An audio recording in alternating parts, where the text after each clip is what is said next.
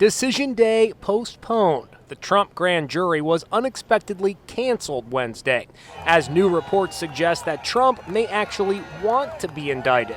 I am told he will want to make a spectacle of this. He welcomes the idea of being paraded by the authorities before a throng of reporters and news cameras, and is said to have described the potential spectacle as a fun experience. We spoke to former Trump aide Sam Nunberg. He doesn't want anyone to believe that he's scared. He doesn't want anyone to believe that this is really a threat to him and that he's not in charge. And we're getting new insight today into what it's like inside the grand jury room here at the courthouse in downtown Manhattan.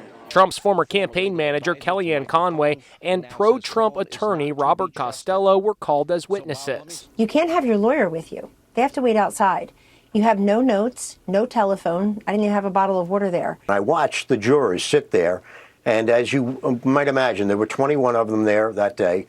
Probably 5 or 6 would not be nodding their head unconsciously up and down when I would be making the points. If Trump is indicted, he'll be processed at the courthouse. Will he have a mugshot? Will he be fingerprinted? Where would all that go down?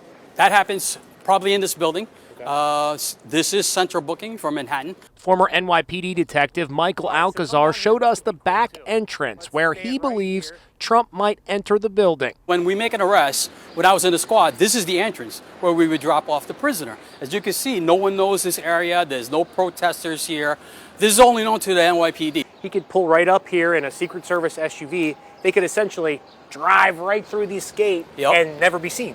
Exactly. Unless, of course, he wants to be seen.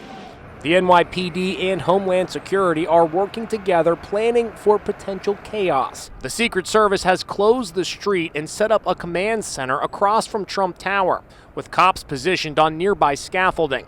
But so far, Trump's calls for mass protests have fizzled out, something that hasn't gone unnoticed by the late-night TV hosts. This was the scene outside Trump Tower where, well, then we have this woman.